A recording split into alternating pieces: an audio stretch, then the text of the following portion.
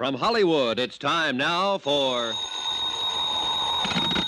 Johnny Dollar. This is Don Taylor down at Tri-State, Johnny. Hello, Don. Happy New Year. Belated, of course. Same to you, Johnny. Listen, would you like to come over to my office and meet a pretty girl? Sure. Is she interesting? Very. As a matter of fact, she just told me the most interesting thing I've ever heard. Oh, what's that? She just told me that she was dead.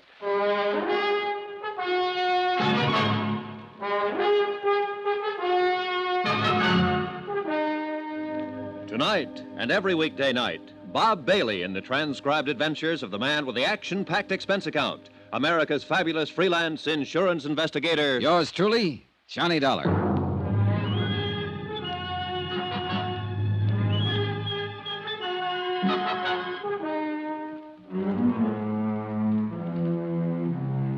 Expense account submitted by Special Investigator Johnny Dollar to Tri-State Insurance Underwriters, International Building, Hartford, Connecticut. The following is an accounting of expenditures during my investigation of the McClain matter. Expense account item $1, cab fare to the International Building in Don Taylor's office. He was sitting behind his desk when I walked in, talking to a tall, dark-haired girl in her late 20s who was standing casually looking out the window at the street below. She was pretty, she was quiet, and she was well-dressed. Hello, Johnny. Thanks for coming right over. I'd like to have you meet Mrs. McClain. How do you do? Hello. Sit down, Johnny. Make yourself comfortable. Take my desk. How are you going? I'm going to let Mrs. McClain talk to you alone. She has a most unusual story. Yeah, something about being dead, isn't that what you said? Yes, something about being dead. Mrs. McClain, Mr. Dollar will be handling this matter for Tri-State. I wish you'd tell him exactly what you've just told me. Ring the buzzer when you're through, Johnny. Oh, sure. Would you like to sit down? He thinks I'm crazy. That's what he thinks. Well, isn't it? Well, I doubt that. Well, sit down. Let's talk it over. Of course he does. It's the first I've told it to anybody. It's fantastic. What did he say your name was? Johnny Dollar. Dollar. What do you do? I'm an insurance investigator. Oh. For him? For anybody who hires me. Here. Try one of these, Mrs. McClain. Thank you. I suppose I'll be put in jail, don't you? Look, Mrs. McClain, why don't you try to tell me some of the facts about, about whatever it is. The facts are, I'm legally dead, Mr. Dollar. And my husband collected on my insurance policy. Mm-hmm. When did all this happen? 2 years ago in Los Angeles. How much money did your husband collect on your insurance policy? $10,000. Where is your husband? In Los Angeles. I suppose you tell me how it worked, Mrs. McClain. My husband's a doctor, Mr. Dollar. His name's Dave McClain. One night he had a patient come in, a girl. Oh, she was in pretty bad shape. She'd been drinking somewhere, and she just came in off the street. Saw his shingle outside the office. I was there helping Dave as a receptionist. Oh. Dave took her into one of the examining rooms to see what the matter was. She had a heart attack. She died on the table. Well, there was nothing he could do for her. Nothing anybody could do for her. Mm-hmm. She died on the table, and then what? Well, Dave came out and told me what had happened. We looked in her purse to find out who she was and where she lived. There wasn't anything but an address in Jersey City. No Los Angeles address? No. Her name was Teresa Corbett. She was from Jersey City, and that's all. Then what? Well, Dave called long distance to the place in Jersey City. It was an apartment. He talked to the manager there. I see. Go on. Well, Dave didn't say anything about Teresa Corbett being dead. He didn't have a chance, really. The manager was very upset. He told Dave that Teresa's mother had died very suddenly 2 days before. He said he'd been trying to locate her there in Los Angeles. Oh, he was very frantic. Well, go on. It was just one of those crazy things. The apartment house manager was just about out of his mind. Teresa's mother had died in one of his apartments on his premises. He himself had assumed responsibility for the body. He didn't know what to do about a funeral or anything else. He told Dave that Teresa was all the old woman had in the world. Nobody else. And Teresa Corbett was dead in your office at the time? Yes. Well, Dave hung up. I didn't know what he was thinking at first, and then he said to me, "We're in luck." Hmm. I asked him what he meant by that, and And he said that the girl who had died in our office didn't have anyone in the world and no one would know the difference. Then he told me we'd use her body. Just like that, huh? Yeah, just like that. He said it was the chance of a lifetime. Well, go on. Well, Dave called up Dr. Reed. He had an office across the hall from Dave. We waited a while, and then I hid when Dr. Reed came in. Dave told him that I had had a heart attack. He took him back in the examining room and showed him the body of Teresa Corbett and told Dr. Reed it was me. Oh, it was awful. How do you mean? Well, I mean, I hid there in the back office and listened to them talk. They tried oxygen on the girl and shots and everything else. But it was too late. Dave knew it was too late. But, well, Dr. Reed signed my death certificate. 2 days later, they buried Teresa Corbett under my name. And then what did you do? Well, I took a hotel room that first night, and then I went down to Palm Springs. Dave said he'd meet me there. Oh, wait a minute. Dr. Reed had the office across from your husband's? Yes. Well, didn't this Dr. Reed know you? Hadn't he seen you around? You said you were acting as a receptionist for your husband. I'd never met Dr. Reed. He was just new. Okay. So you went to Palm Springs? Yes. After the funeral, Dave came down, and he said I'd have to disappear for a while to give him the time to collect the insurance money and straighten out some things. He collected the money? Yes. Yes, he did. All of it. Then what happened? I came to New York to live. Dave was going to close his practice in Los Angeles and come to New York, and we'd be together again. He never met me in New York. Do you know why he never met you in New York? No. Did he write to you? Yes, for a while. For about 3 months after I left. He wrote me once or twice a week and said that he'd be in New York any day. And then he stopped writing. Do you have any of those letters? No. No, I'm sorry, I don't. Do you know why he stopped writing to you? No. I have no way of finding out. I couldn't call anyone in Los Angeles and ask them to look into it for me, could I? Tell me, what is it you feel now, Mrs. McClain?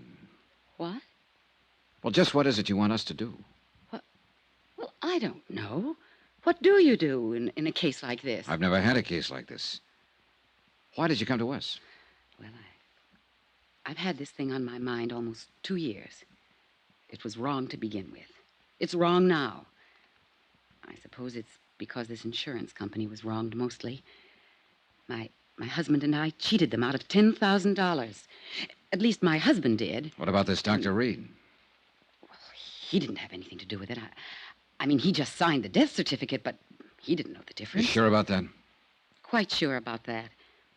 I don't want to get anyone into trouble. I mean anyone. Including Dr. Reed. Yes. Well, I know how fantastic all of this must sound, but it's the truth. Do you think I'm crazy? You don't look crazy to me. What's the saying? What's saying? Oh, something about how you can leave home, but eventually you have to come back to count the spoons. I guess that's what I'm doing now, telling you all this. Mm-hmm. It's good to tell it to someone after all this time. Did you get any of the insurance money, Mrs. McClain? Not a dime. Were you supposed to? I suppose so, yes. If Dave had met me. Would you say the whole thing was his idea? Yes. Yes, I would. I didn't know what he had in mind that night after he hung up the phone. You've been living in New York for the last couple of years since it happened, is that right? Yes. 2257th Street. Apartment 23. What have you been doing? How do you live? I've been working. I took a job in a medical lab. Under your own name? No. I used the name of Patricia Kennedy. Is there any way you can prove you're actually Doris McClain? I could in Los Angeles. How? Well, people there know me. Friends I've had all my life. Were you ever fingerprinted there? No, I don't think so. During the war, did you work in a defense plant, maybe? No. How about a California driver's license? I don't drive, no. Would you be willing to furnish me with a list of names of people who might be able to identify you? People in Los Angeles? Yeah, sure, anywhere. Well, yes, I would, if it's necessary. It's necessary. Don't you believe me? All of this has to be checked, Mrs. McClain. Now, what was the reason for trying to cheat the insurance company? Oh, Dave was badly in debt.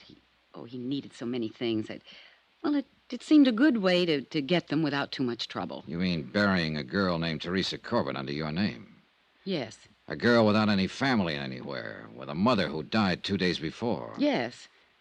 Very few people in this world are without somebody, somewhere, Mrs. McClain. Teresa Corbett didn't have anybody, Mr. Dollar.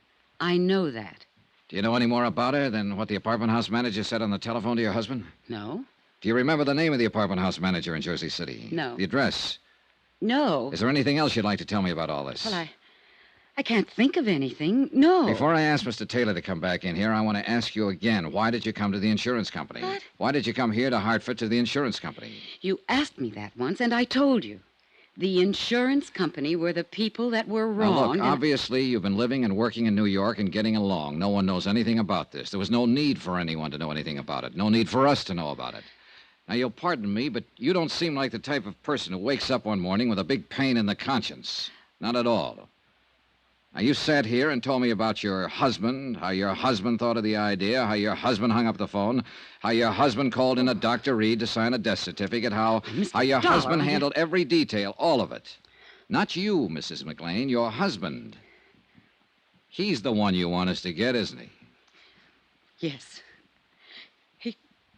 He didn't have to meet me in New York once he got his hands on that money. He didn't have to do anything about me.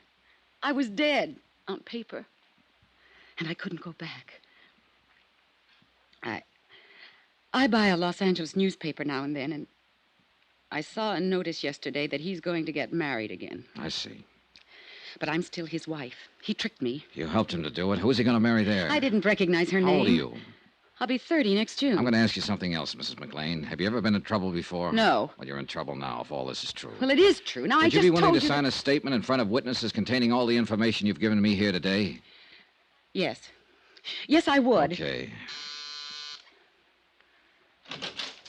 Yeah, Johnny? You can phone your legal department, Don. Mrs. McClain is willing to make a statement regarding this whole matter.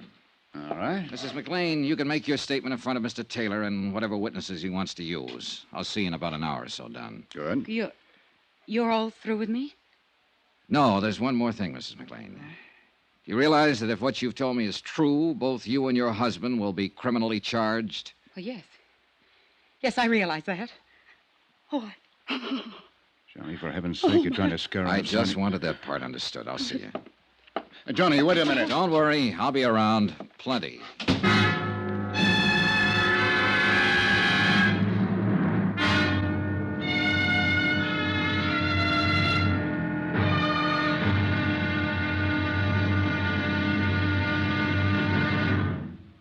Now, here's our star to tell you about tomorrow's intriguing episode of this week's story. Tomorrow, some well-thought-out lies, well, believe it or not, they come true. Join us, won't you? Yours truly, Johnny Dollar.